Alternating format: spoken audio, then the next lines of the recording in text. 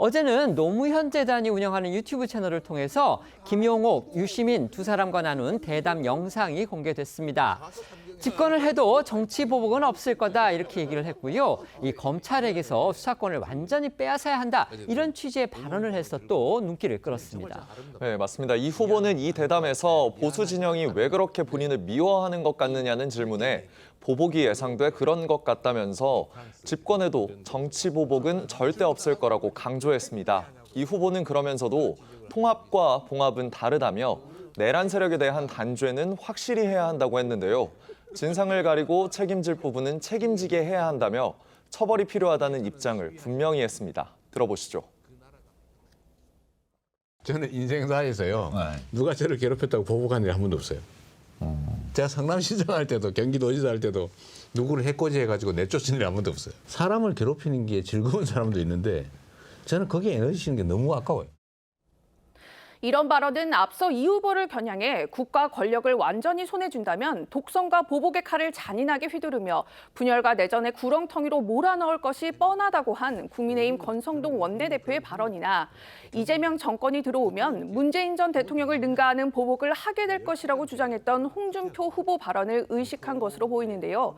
이 후보 발언이 나온 뒤 국민의힘 나경원 후보는 정치 보복을 안 할 것이라는 것을 누가 믿겠느냐며 모든 사람에게 내란몰이를 씌울 것이라고 날을 세웠습니다.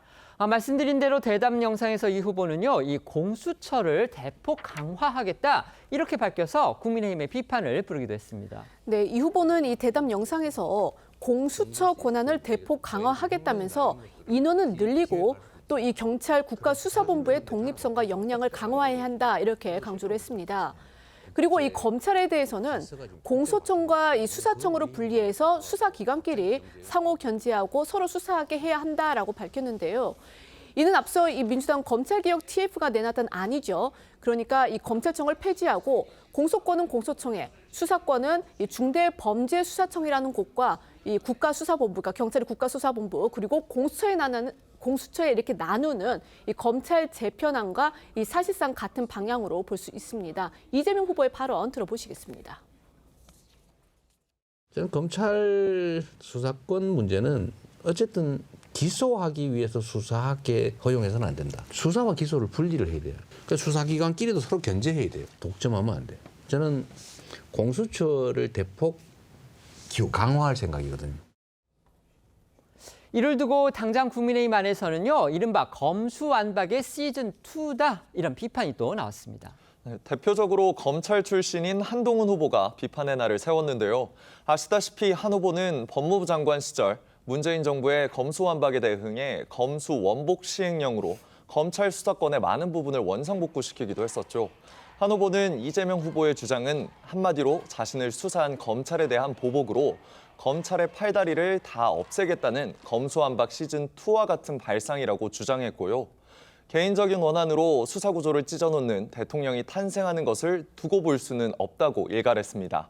또한 한 후보는 공수처를 대폭 강화한다는 구상에 대해 실력이 없어서 4년간 공수처가 구속영장 한 번 못 받았으며 욕심으로 대통령 수사에 덤벼들었다가 한 달 넘게 온 나라를 혼란스럽게 하는 것을 국민들께서 보셨다고 꼬집기도 했는데요.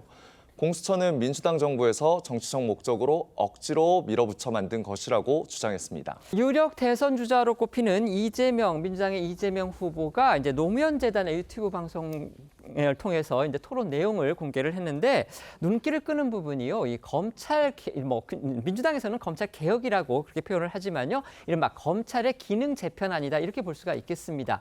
그러니까 검찰청을 수사와 기소권을 다 분리를 하는 건데 사실상 검찰로부터 수사권을 뺏겠다 지금 이런 취지로 보이고요. 오히려 지금 구여권으로부터 정말 무능의 극치다 이런 평가를 받고 있는 공수처는 기능을 강화하겠다 이렇게 밝혔습니다. 당장 국민의힘에서 한동훈 후보 같은 경우는 본인이 검찰에서 여러 건으로 수사를 당하고 기소를 당하니까 지금 보복하려는 거 아니냐 지금 이렇게 지적을 하고 나왔습니다. 어떻게 생각하십니까? 예, 이재명 대표도 사람인데 본인이 윤석열 정권 3년 내내 먼지 털듯이 탈탈 털렸으니까 개인적인 감정도 있겠죠.